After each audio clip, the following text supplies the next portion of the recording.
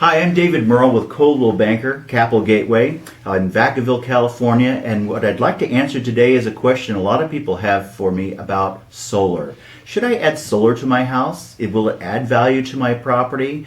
And should I finance it or pay cash for it? These are all really important questions, so I'm glad you're listening to this video.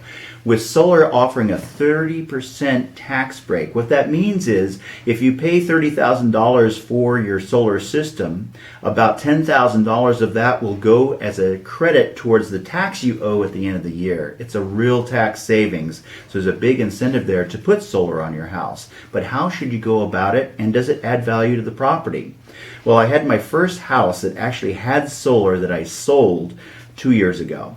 And at that point, there were very, very few homes in Vacaville that had any solar on them at all, so we really didn't know. I had no comparable sales to prove that adding solar added value to the house. Well, I made an assumption that it did add value. I added $25,000 to the listing price, put it on the market, sold it instantly, and the appraiser gave us $25,000 in value just for the solar system alone. So the answer is yes. A solar really does add value to your home, but there are some caveats that I want you to make you aware of.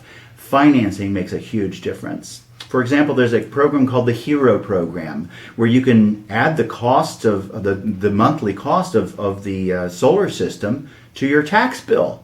Well, it's a no-brainer. Anybody can qualify for it because everybody's got a tax bill, but they do charge about 8% interest. So it's a high interest rate loan.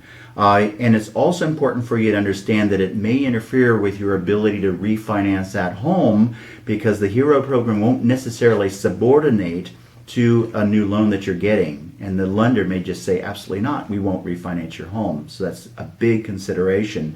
Other people lease. And if you lease the home, at least the solar system, it's important for you to understand that you're not adding any value to your home because the buyer who takes over the payments on your house is actually paying for it, not you. So you don't get that $25,000 spike in value to the property. And you may have issues with selling the home too. Both with the Hero program and the regular lease program, you've got to find a buyer who's willing to take on that payment. And the payments today on a lease generally are higher than your actual energy cost. It's down the road as PG&E raises their rates that it makes more financial sense to lease. So if you're selling right away, you may find that you have lease payments that are higher than a utility bill, and you've got to find a buyer willing to absorb that actually can hurt your value. So if you're leasing, you do lose, you have some significant things you need to take into consideration. Now, if you buy it, or let's say you go to your local bank and you get a line of credit and you pay for the solar in that manner, great. You just added a good $25,000 in value to your property, and you're going to be saving money every single month on your utility bills. And I'm getting solar on my house right now, and that's exactly what I did.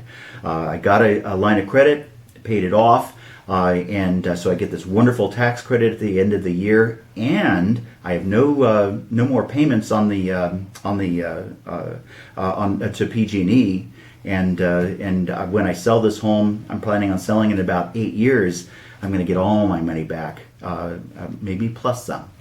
So there you go. There's a scoop on solar. If you have any further questions, don't hesitate to give me a call. I'd love to help you out. Thank you.